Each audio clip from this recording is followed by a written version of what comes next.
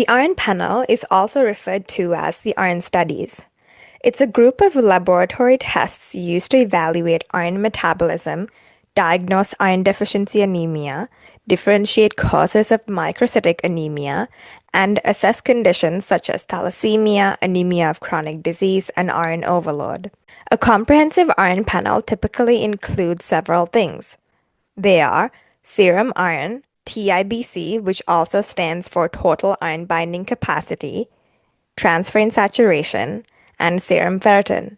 Some evaluations also incorporate transferrin levels as well as soluble transferrin receptor testing. Proper interpretation of iron panels require understanding of iron physiology, including absorption in the duodenum, transport via transferrin, storage as ferritin in the liver and other reticuloendothelial systems, and regulation by hepcidin. I have separate videos on each of these in my channel.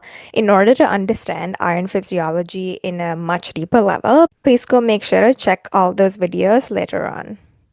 Because iron metabolism is tightly regulated and influenced by inflammation, infection, and chronic disease, interpreting iron studies must always be correlated with the clinical context as well as the CBC. But let's try to understand each of the components of an iron panel better in order for you to make sure what each of them mean. Let's start with serum iron. Serum iron measures the amount of circulating iron bound to transferrin in the bloodstream. At first glance, it seems like this would be the most important number, but in reality, it's one of the least reliable ones when viewed alone. The reason for this is that serum iron levels fluctuate throughout the day. It can vary depending on the time of day as well as the dietary intake of a person. Low serum iron is commonly seen in iron deficiency anemia and anemia of chronic disease. In iron deficiency anemia, the body's total iron stores are depleted, so serum iron drops. There's less iron available in the blood for hemoglobin synthesis. In anemia of chronic disease, chronic inflammation triggers hepcidin production. Hepcidin blocks iron released from stored sites, for example, like in the liver, and hepcidin also reduces intestinal absorption. Iron is trapped in storage molecules like ferritin, so serum iron appears low, even though total body iron may be normal or even high. In contrast, elevated serum iron may be present in iron overload conditions like hereditary hemochromatosis or transfusion-related iron overload. In hereditary hemochromatosis, which is a genetic defect that reduces hepcidin production, so iron absorption from the gut in itself is excessive. Extra iron is circulating in the blood, therefore serum iron is increased. If you want to learn more about how hepcidin influences this, please watch my video on hepcidin. In transfusion-related iron overload, frequent blood transfusions introduce large amounts of iron directly into the body. This is what raises serum iron. Overall, because serum iron is influenced by the time of day, meals, and acute illnesses, because acute illnesses influence hepcidin, it's not reliable as a marker by itself. Serum iron must always be interpreted in combination with other components of the iron panel as well as a CBC. Total iron binding capacity, TIBC. TIBC reflects the body's capacity to bind iron and therefore indirectly measures transferrin availability. Think of TIBC as an indicator of how many empty seats are available for iron transport. Low TIBC is commonly seen in anemia of chronic disease, inflammatory states, as well as iron overload states. During chronic inflammation or infection, the body wants to limit iron availability to pathogens and reduce oxidative stress. Inflammatory cytokines, especially interleukin-6, increases hepcidin, which blocks iron release from storage cells. Further, the liver reduces transferrin production because the body doesn't want extra iron circulating in the blood. Therefore, there's few transferrin molecules in the blood, which leads to TIBC being low or sometimes within the normal range. This is a protective mechanism in order to hide iron from pathogens, as iron can be used by some pathogens in order to multiply more quickly. This prevents excess free iron available to pathogens, even though it contributes to anemia. In iron overload states, iron stores are already high. This is either due to genetic causes like hemochromatosis or it's related to transfusions. Therefore, the liver decreases transferrin production because iron is abundant. Therefore, TIBC remains low or within the normal range. Elevated TIBC is seen in iron deficiency anemia. In iron deficiency anemia, the body's iron stores are low. Therefore, there isn't enough iron for hemoglobin production. The liver senses this and produces more transferrin. So, more transferrin means there's more iron binding capacity or iron binding sites in the blood. So, TIBC, which is total iron binding capacity, increases. Increasing transferrin maximizes the chance that the small amount of iron that is available in the body can be captured and delivered to tissue that requires iron. Transferrin saturation. Transferrin saturation provides a more integrated perspective. It's not one value, it's essentially a value that is calculated. It's calculated by dividing serum iron by TIBC and multiplying it by 100. Presents the percentage of transferrin binding sites that are actually occupied by iron. A low transferrin saturation, which is typically below 20%, strongly suggests iron deficiency anemia. This is because serum iron is low. And the reason for serum iron being low is because the body's iron stores are depleted and TIBC is high because the liver is producing more transferrin in order to try to capture the few iron molecules that are in the body. Therefore, the result is a low transferrin saturation. Low serum iron divided by high TIBC means very few transferrin sites are occupied, so transferrin saturation is low. Another way to explain this is think of transferrin as cargo trucks and iron as goods.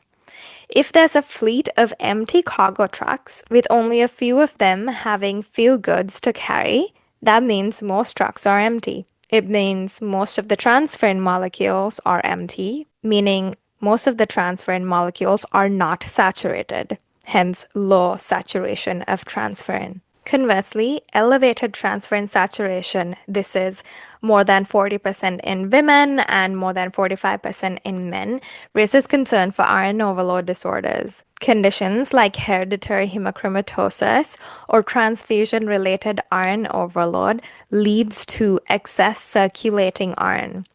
In such cases, TIBC is normal or low because the body doesn't need to make extra transferrin. Transferrin saturation is high because high serum iron divided by normal or low TIBC means that there's many or almost all transferrin sites are full. This means that transferrin saturation is high. Imagine the same fleet of cargo trucks that I mentioned before, but now they're all full. They're fully loaded with iron. That means that the fleet of cargo trucks, which represented transferrin molecules, are full of iron, meaning they're saturated with iron, and therefore transferrin saturation is high. Because transferrin saturation accounts for both circulating iron and binding capacity, transferrin saturation is often more clinically useful than serum iron alone. Serum ferritin. Serum ferritin is the most valuable marker for total body iron stores and is the first test to look at when interpreting an iron panel. Low ferritin is highly specific for iron deficiency. It often represents the earliest laboratory abnormality before anemia becomes severe. In Canada, the cutoff level was recently increased to 30 as a part of the Raise the Bar initiative for improved iron deficiency diagnosis. Now, you might be wondering, why is low ferritin specific for iron deficiency? Ferritin is the main storage form of iron in the body. If you want to learn more about ferritin, check out my video on that later on. It's stored mostly in the liver, spleen, and bone marrow. When iron stores are low, the first thing to drop is ferritin, even before hemoglobin does. Therefore, a low ferritin level almost always indicates true iron deficiency, making it the earliest and most specific laboratory marker. Think of ferritin as a warehouse where iron is stored. If the warehouse is nearly empty, that means ferritin is low. That means the body is running out of stored iron. While this is a specific marker of iron deficiency, it's also important to recognize that ferritin is an acute phase reactant. This means that ferritin increases in response to inflammation, infection, malignancy, liver disease, and chronic kidney disease. Inflammatory signals like interleukin 6 tell the liver to make more ferritin. These inflammatory signals are released when the body is going through inflammation. Therefore, when inflammatory molecules are released, the liver makes more ferritin. Higher ferritin locks iron away in storage cells. This is to prevent pathogens from using it.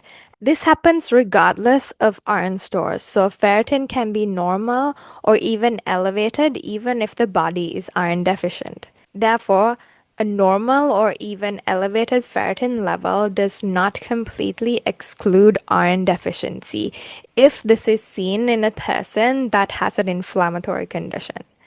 If we go back to the warehouse analogy, the warehouse is full, but the goods inside the warehouse, which is the iron, is locked away and you cannot use it. So let's put all of this together. The entire iron panel, when it's evaluated together, characteristic patterns emerge. In iron deficiency anemia, you'll see low serum iron, high TIBC, low transferrin saturation, and low ferritin. The reason why serum iron's low is because the body's total iron stores are depleted, less iron is available in the blood to be carried by transferrin, and therefore serum iron drops. When it comes to TIBC being high, TIBC reflects how much transferrin is produced by the liver. In iron deficiency anemia, the liver makes more transferrin to try and capture as much iron as possible from diet and circulation, and therefore, more transferrin means TIBC is high. When it comes to transferrin saturation being low, you know that this is a composite calculation. So serum iron's low, TIBC is high. That means there's very few transferrin sites that are occupied, meaning transferrin saturation drops. And finally, ferritin is low. Ferritin is a reflection of the stored iron in liver, spleen, and bone marrow. Therefore, when iron stores are depleted, ferritin falls. Low ferritin is the earliest and most specific lab marker of iron deficiency and therefore often appears before hemoglobin drops. In anemia of chronic disease, serum iron is low, TIBC is low or within normal, transferrin saturation is low, ferritin is normal or elevated due to iron sequestration mediated by hepcidin. I explained how inflammation plays a role in this, and to give a brief summary of why lab markers appear this way in anemia of chronic disease, when it comes to serum iron being low, you know that chronic inflammation triggers hepcidin, which is a hormone produced by the liver. It blocks iron release from macrophages and the liver stores, and it decreases intestinal absorption as well. Less iron is available in the blood, therefore serum iron drops, even though total body iron remains normal or even can be high. When it comes to TIBC in anemia of chronic disease, it can be or within normal range. You know that TIBC reflects how much transferrin is produced by the liver.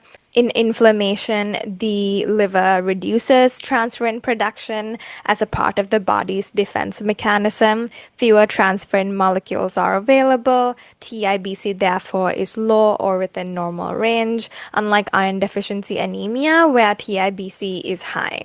When it comes to transferrin saturation in anemia of chronic disease, this is low, and this is because transferrin sites are less occupied, transferrin saturation drops.